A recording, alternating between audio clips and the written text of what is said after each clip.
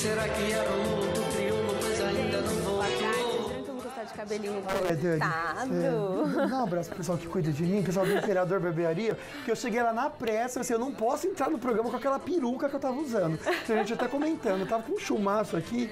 Obrigado pelo carinho de vocês. Tá lindo, maravilhoso. Obrigado, Dani. Arrasado. Obrigado mesmo. E obrigado você em casa também pela companhia. O programa de hoje é para ajudar você, de repente, se libertar de algumas manias. A gente já fala sobre isso, mas é claro que a gente sempre começa também o programa dando uma mensagem pro seu coração, para você ficar tranquilo, tranquila, respirar fundo. Então não se preocupe em agradar as pessoas. Pense em agradar a quem te criou. Porque nem mesmo o filho dele, Jesus, agradou a todos. Então por que você teria essa obrigação? Se livra disso. Essa é a mensagem escrita com tanto carinho para você. E agora a gente vai comentar um pouquinho do que vai rolar hoje no programa. Lucas, prédio irregular desaba e deixa 4 mortos em Salvador. E mulher que gravava deslizamento é soterrada no Peru. E você participe hoje do programa fazendo a sua pergunta ou comentário. E sexta-feira já saem os nomes dos ganhadores da semana e você pode participar, viu, do concurso cultural da Santa Casa. É só você escrever nos comentários por que você merece ganhar essa cesta para concorrer, viu? E no Instagram tem ainda o kit da Tracta para fazer aquela make impecável. É só você marcar 2 amigos e dizer também por que você merece levar esse kit para casa. A melhor frase leva os prêmios para casa. Vamos então começar o nosso bate-papo? Hoje é dia de papo cabeça.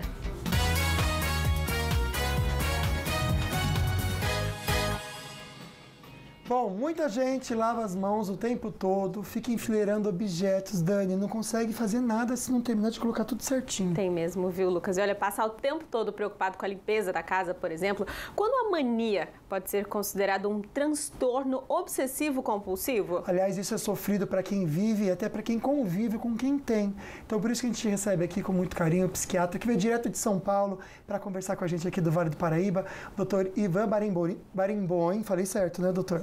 Chega junto, doutor, para tirar as nossas dúvidas, porque muita gente brinca muito sobre isso. Tudo bem, doutor? Tudo bem. Seja bem-vindo, doutor. Fique à vontade, por favor. Muita gente brinca sobre isso, sobre manias, sobre o toque, que fala assim, esse daí tem toque, né? Mas é algo muito sério. Vamos primeiro tentar entender a diferença de um costume que a pessoa tem, de uma mania e, na verdade, essa ação repetitiva que a pessoa não consegue se liberar, que de repente vira o toque.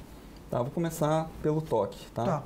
O toque é o seguinte, ele é caracterizado principalmente por compulsões e obsessões. Obsessões seriam os pensamentos que a pessoa tem que são intrusivos, que ficam entrando na cabeça dela, a pessoa não consegue controlar. Por exemplo, pensamentos de que ela vai ficar doente ou de que ela vai matar alguém, pode ser uma imagem negativa e ela tem um certo descontrole em relação a esse pensamento. Ela sabe que aquilo ali não é verdade, mas ela se sente muito mal, ela se sente com um certo descontrole emocional. E ela usa uma compulsão, um comportamento que pode ser, por exemplo, no caso de ficar doente, pode ser um comportamento de lavar a mão. No caso de, por exemplo, ela acha que vem um pensamento, vou matar alguém, e aí ela faz alguma coisa para compensar isso. Se ela rezar 3 vezes, isso não vai acontecer. Entendi. E isso normalmente toma um tempo da vida dela e uma energia dela muito grande a ponto de prejudicá-la em vários aspectos da vida. Esse é o toque. Esse é o toque. Tá. A mania, só um parêntese, mania que o leigo usa é diferente da mania que o psiquiatra usa, tá?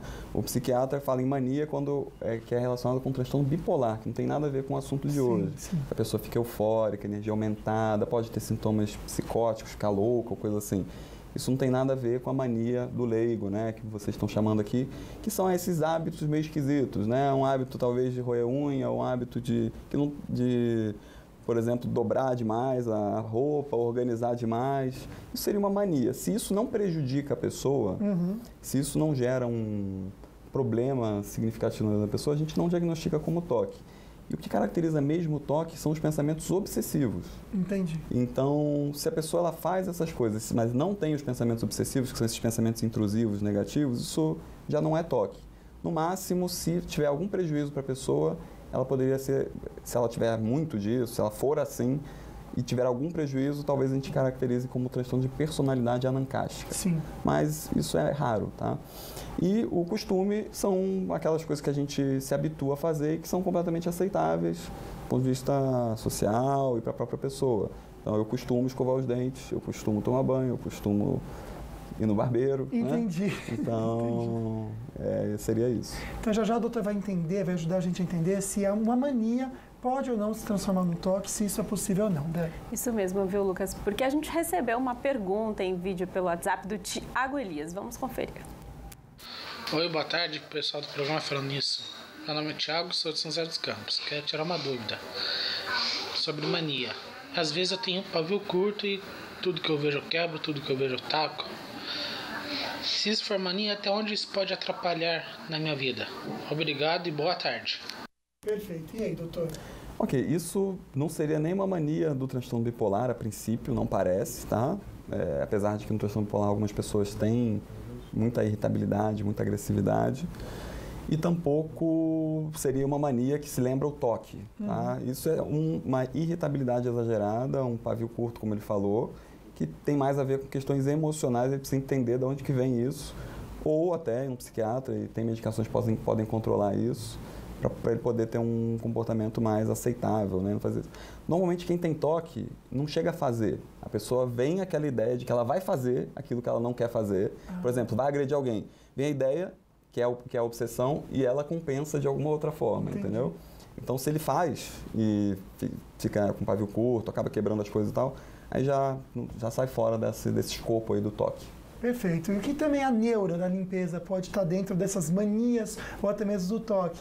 Essa querida comenta o seguinte, que ela tem essa mania de limpeza, não pode ver um fio de cabelo no chão, que ela para tudo que está fazendo para tirar esse fiozinho. E será que isso pode prejudicar ou não o dia a dia dela? Já a doutora ajuda você aí de casa, viu? Isso mesmo, porque agora a gente dá uma pausa bem rapidinha aqui no nosso bate-papo para ficar muito bem informado com as notícias da redação.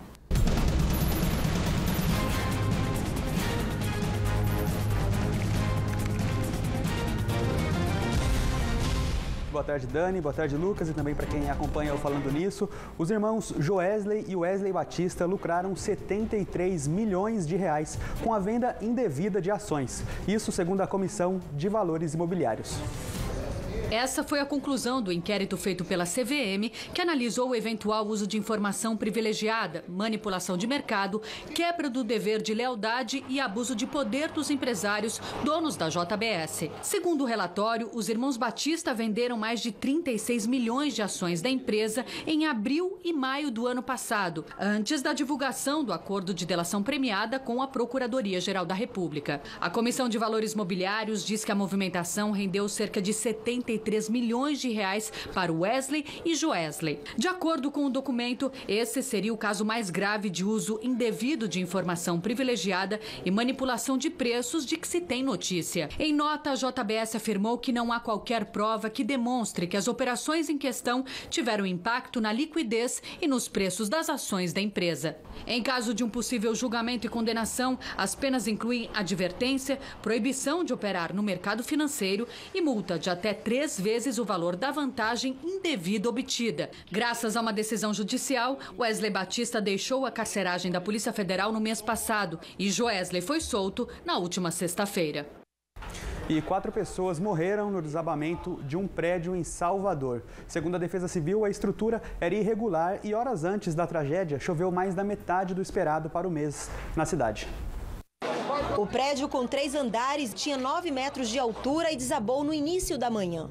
7 pessoas da mesma família moravam no local, entre elas Robert de Jesus, de 12 anos, que morreu soterrado. Um bebê de 1 ano, a mãe e o tio dele também morreram. Os outros 3 moradores do imóvel sobreviveram e foram levados para o hospital. Durante as buscas, muitos vizinhos ajudaram a retirar as vítimas dos escombros. Estou bem emocionado porque tudo é praticamente parente que a gente viu aqui. Equipes do SAMU e dos bombeiros trabalharam juntas no resgate. Não tem mais ninguém, porém, a gente vai fazer uma segunda análise, vai passar toda essa informação e a parte agora maior de trabalho vai ser com os órgãos de segurança envolvidos, principalmente agora a Defesa Civil, vai fazer uma análise do local, da estrutura, a parte lateral e final dessa localidade para verificar a questão do risco ainda iminente e fazer a remoção desses escombros. De acordo com a Defesa Civil, a construção do prédio era irregular e horas antes do desabamento, choveu em Salvador mais de 50% do que era previsto para todo o mês de março. Apesar da irregularidade, o prédio não ficava em uma área de risco, mas o desabamento atingiu 7 imóveis próximos, que foram condenados. Alguns começaram a ser demolidos nesta tarde.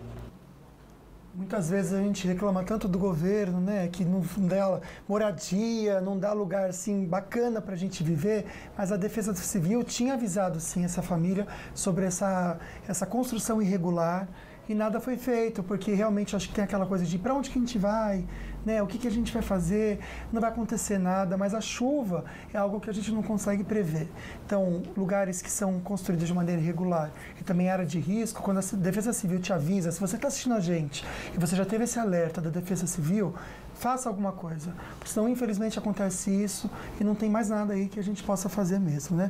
Mas eu estou com imagens aqui da Tamoios, a gente já conversa com a Dani sobre o sol que está forte por lá, vejo que tem obras na pista, não sei se de alguma forma isso prejudica o motorista que pega essa rodovia.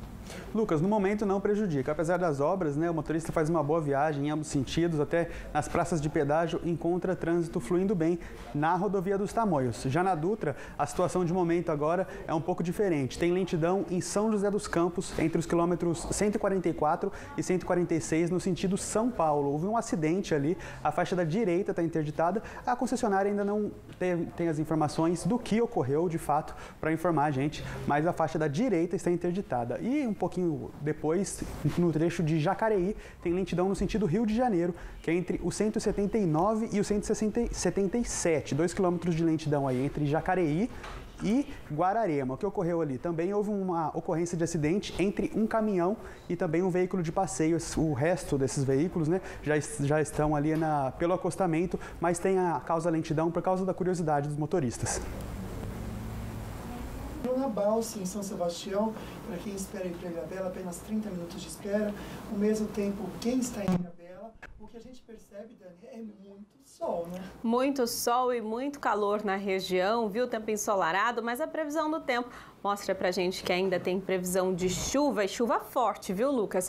Em Campos do Jordão, olha lá, máxima de 26 graus, predomínio de sol agora durante o dia, mas deve chover à tarde. Aqui no Vale do Paraíba, Jacareí, Taubaté e Cruzeiro tem máximas bem altas, 32, 31 graus, mas mesmo assim logo mais deve chover, viu? No litoral a mesma coisa, 32 graus de máxima em São Sebastião e Caraguatatuba e também possibilidade de chuva. A gente destaca aqui São José do Barreiro, calor por lá também, viu? 31 graus de máxima e no decorrer da semana o tempo continua assim, bem quente e com chuvas e fortes, principalmente no período da tarde. E olha, gente, no próximo bloco o Ministério da Saúde lançou uma campanha para estimular a vacinação contra o HPV e a meningite. A gente volta já.